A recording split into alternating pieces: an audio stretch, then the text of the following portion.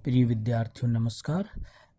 आज हम आपको मुगल भू राजस्व व्यवस्था में विभिन्न सुधार जो अकबर ने किए थे उसके बारे में पढ़ेंगे। पिछले वीडियो में भी आपने इसके बारे में पढ़ा। अब उसके आगे हम देखेंगे कि अकबर ने कौन कौन से अन्य सुधार किए। भू राजस्व व्यवस्था के क्षेत्र में अकबर का एक अन्य प्रमुख कार्य भूमि को 4 भागों में बांट देना था। ये 4 प्रकार की भूमियाँ थी। पहली पोलज, जिस पे नियमित रूप से खेती होती थी। परत, वह भूमि जो 1 साल के लिए बिना जोते छोड़ दी जाती थी। चच्चर, वह भूमि जो लगातार 3 साल तक नहीं जोती जाती थी। बंजर, वह भूमि जो लगातार 5 वर्ष या उससे अधिक समय के लिए नहीं जोती जाती थी। कृषि भूमि का यह वर्गीकरण अकबर द्वारा कृषि भूमि के विस्तार के उद्देश्य से किया गया तथा चच्चर व बंजर भूमि को पुनः जोतने के लिए किसानों को प्रोत्साहित किया गया। अकबर ने किसानों को उचित ब्याज की दर पर सरकार द्वारा ऋण दिए जाने की व्यवस्था प्रारंभ की, जिससे साहूकार उनका शोषण नहीं कर सके।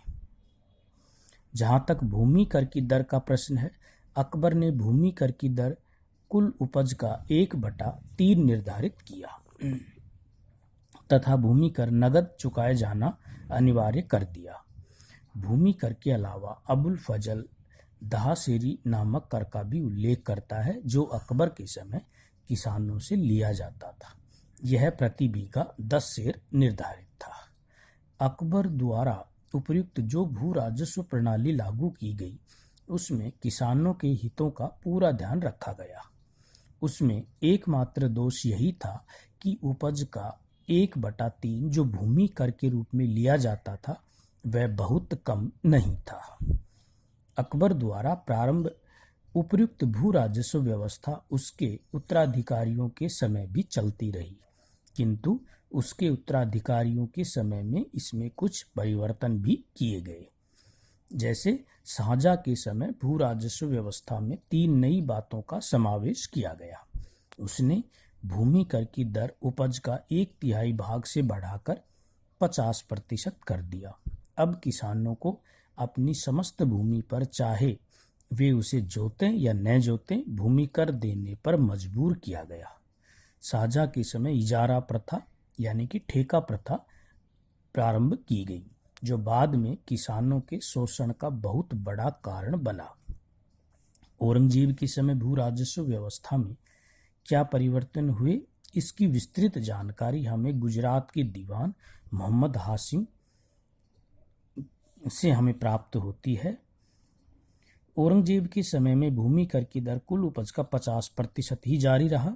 औरंगजेब के समय इजारा प्रथा का प्रचलन काफ़ी बढ़ गया, जो किसानों के शोषण का कारण बना। उसके समय राजस्व अधिकारियों ने मनमर्जी भूमि कर और अवैध कर भी वसूल करने प्रारंभ कर दिए, जिसके फलस्वरूप औरंगजेब के समय किसानों की आर्थिक दशा अत्यंत दयनीय हो गई। इस शोषण से बचने के लिए बहुत से किसानों द्वारा कृषि कार्य करना बंद कर दिया गया।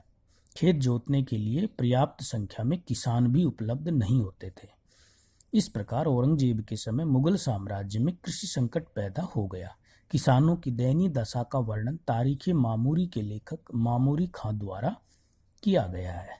तो हम देखते हैं अकबर ने जो भू राजस्व और कृषि व्यवस्था में सुधार करने के प्रयास किए थे, वो उसके उत्तराधिकारियों द्वारा उसे बनाया नहीं रखा जा सका और औरंगजेब के समय में तो एक तरह से कृषि संकट पैदा हो गया। धन्यवाद।